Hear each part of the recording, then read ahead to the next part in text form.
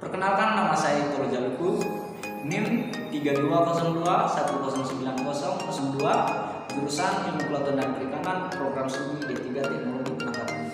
Perkenalkan, nama saya Angga, NIM 3202109006, jurusan Ilmu Kelautan dan Perikanan, program studi Teknologi Penangkapan Ikan.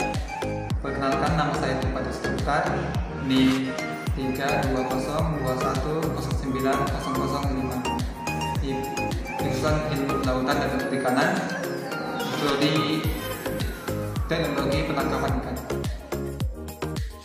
Materi topik 8, dinamika historis dan urgensi wawasan Nusantara sebagai konsepsi dan perdagangan kolektif kebangsaan bangsa Indonesia dalam konteks pergaulan dunia.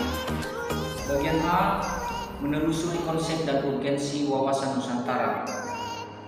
Sebelumnya dikatakan bahwa wawasan Nusantara merupakan wawasan nasional bangsa Indonesia. Namun demikian, timbul pernyataan apa arti wawasan Nusantara dan apa pentingnya bagi kehidupan berbangsa dan bernegara Indonesia. Wawasan Nusantara bisa dibedakan dalam dua pengertian, yakni pengertian etimologis dan terminologi. Secara etimologi, kata wawasan Nusantara berasal dari dua kata wawasan dan Nusantara. Wawasan dari kata wawas bahasa Jawa yang berarti pandangan, sementara kata Nusantara merupakan gabungan kata Nusa yang berarti pulau atau antara. Kata Nusa merupakan gabungan kata Nusa yang artinya pulau antara kepulauan. Wawasan Nusantara adalah cara memandang dan sikap bangsa Indonesia mengenai diri dan lingkungannya dengan mengutamakan persatuan dan kesatuan bangsa serta persatuan wilayah dalam menyelenggarakan kehidupan masyarakat berbangsa dan bernegara. Bagian B, menanyakan mengapa diperlukan wawasan Nusantara. Secara garis besar, cara pandangan dalam wawasan Nusantara adalah mengutamakan persatuan dan kesatuan wilayah dan tetap menghargai serta menghormati kebinekaan setiap aspek kehidupan nasional untuk mencapai tujuan nasional. Sementara latar belakang wawasan Nusantara bisa dilihat dalam beberapa aspek. Bagian C, mengenali sumber historis, sosiologis, dan politik tentang wawasan Nusantara. Pertama, latar belakang historis wawasan Nusantara.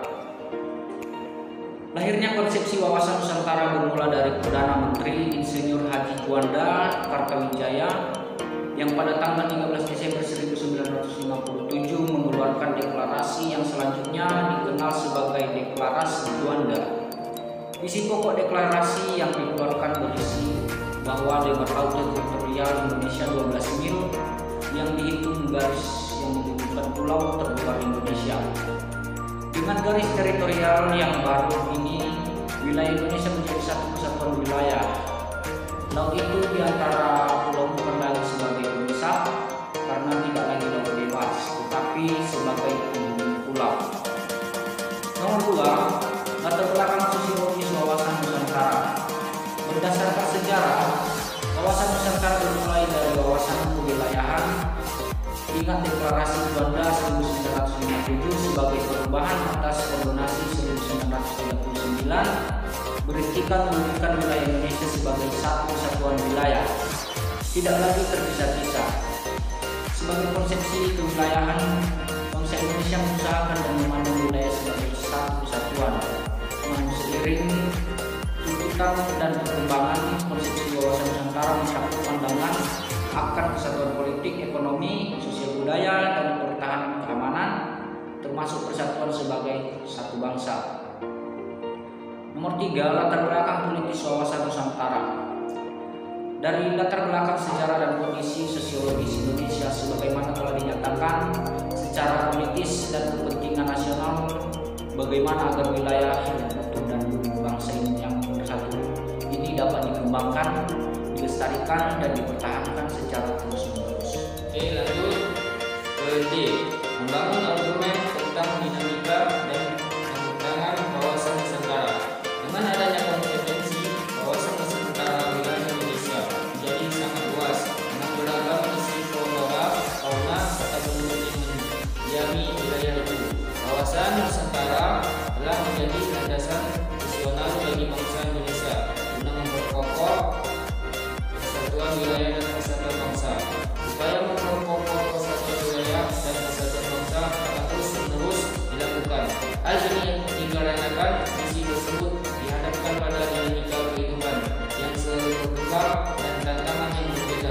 sesuai dengan perubahan zaman.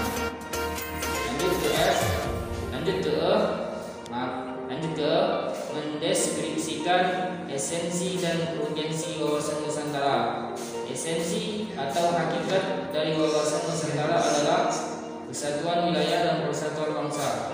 Wilayah Indonesia sebagai salah satu memiliki keunikan antara lain: A. Berjadikan negara kepulauan dengan jumlah 17.500 orang. B. Luas wilayah 5.152 juta km dengan perincian daratan seluas 2.023 juta km dan laut seluas 3.106 juta km.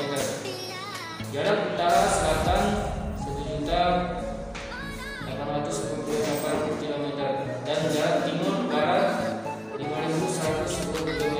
Terletak di antara Dua Benua dan Dua Samudra. Posisi silang. B. Terletak pada garis khatulistiwa. F. Berada pada iklim tropis dengan 2 musim. G. Menjadi pertemuan 2 jalur pegunungan yaitu Mediterranean dan Sikrum. H. Berada pada 6 derajat. I. Wilayah yang subur dan habitat dapat dihuni. J. Kaya akan flora, fauna dan sumber daya alam. Bangsa Indonesia sebagai kesatuan juga memiliki keunikan, yakni 1. Memiliki keagamaan suku yakni sekitar 1.120 suku bangsa data BPJS 2010. 2. Memiliki jumlah penduduk besar sekitar 242 juta. Memiliki keragaman khas, memiliki keragaman budaya sebagai konsekuensi dan keragaman suku bangsa. 1. Perwujudan kepulauan Nusantara sebagai satu kesatuan politik. Memiliki makna 1. Bahwa kebudayaan wilayah Indonesia merupakan kesatuan antara seluruh bangsa serta menjadi modal dan memiliki bersama bangsa.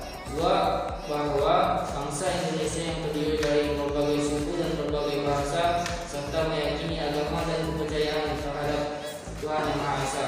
3. Bahwa bangsa Indonesia bersatu serta mempunyai tekad dan mencapai cita-cita.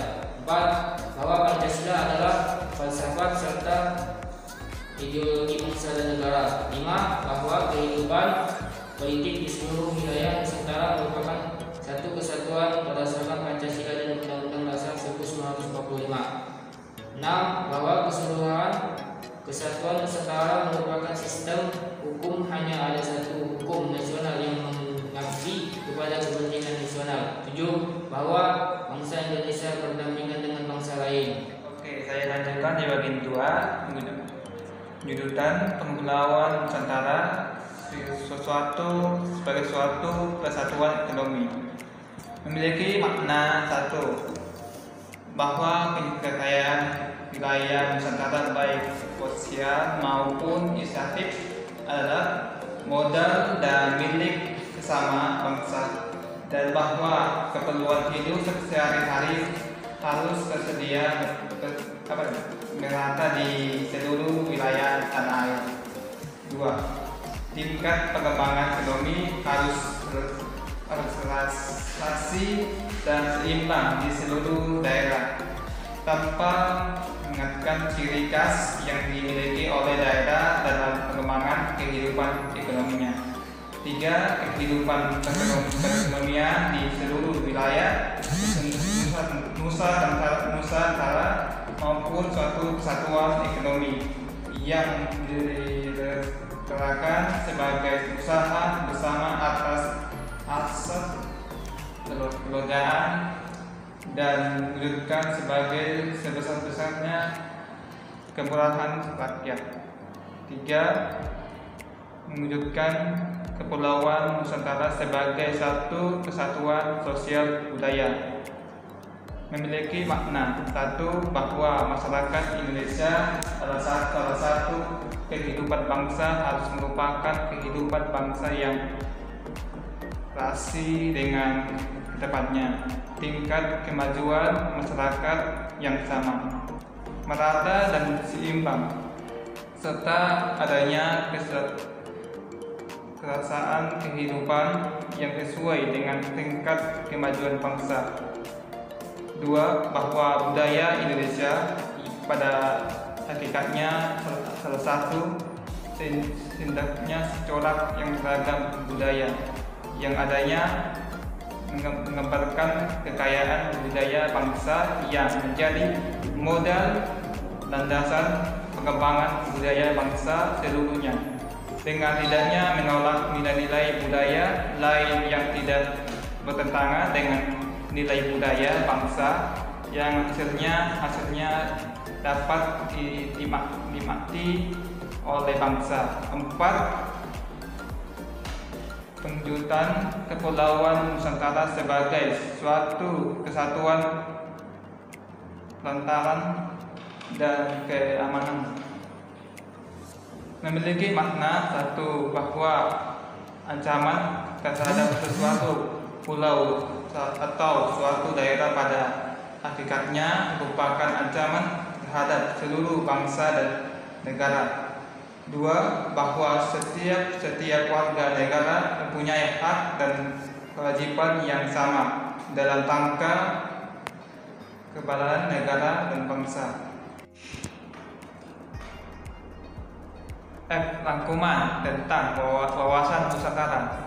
1. Wawasan Nusantara bermula dari wawasan kewilayahan dengan statusnya Federasi Juanda tinggal tanggal 13 Desember 1957. Inti dari federasi itu adalah segala biararan di sekitar, di antara dan yang menghubungkan pulau-pulau termasuk negara Indonesia dengan tidak mengandang luas atau dapatnya adalah bagian-bagian yang wajar daripada wilayah daratan negara Indonesia. Dengan demikian, bagian dari perairan kedalaman atau nasional berada di bawah kedaulatan mutlak milik negara Indonesia. 2. Keluaran Federasi Juanda tahun 1957 membuat wilayah Indonesia sebagai suatu kesatuan wilayah laut, bukan lagi pemisah pulau, tetapi laut sebagai penghubung pulau-pulau Indonesia. Melalui perjuangan di forum internasional, Indonesia akhirnya diterima sebagai negara kepulauan Ismilago Sante berdasarkan hasil keputusan Konvensi Perserikatan Bangsa-Bangsa tentang Hukum Laut (ICLOS) tahun 1982. 3. Pertambahan luas wilayah Indonesia sebagai suatu kesatuan memberikan potensi keunggulan positif yang dapat dimanfaatkan untuk meningkatkan kesejahteraan, namun demikian juga mengundang potensi negatif yang mengancam keutuhan bangsa di wilayah. 4. Wawasan Nusantara sebagai konvensi wilayahan selanjutnya dikembangkan sebagai konvensi politik kewarganegaraan sebagai acara badan bangsa Indonesia terhadap diri dan lingkungan tempat tinggalnya sebagai suatu kesatuan wilayah dan kesatuan bangsa. 5. Konvensi diri wawasan Nusantara yang kesatuan atau keutuhan wilayah dan kesatuan bangsa mencangkup di dalamnya pandangan suatu kesatuan politik, ekonomi, sosial, budaya, dan pertahanan keamanan kawasan Nusantara merupakan mewujudkan dari sila ketiga Pancasila, yakni Persatuan Indonesia. 6. Rumusan wawasan Nusantara terbuat pada naskah GBNHN tahun 1973 sampai 1998 dan dalam pasal 25A UUD RKI dan 1945. Menurut pasal 25A UUD NKRI, negara kepulauan Archipelago Sandir yang berciri Nusantara. 7.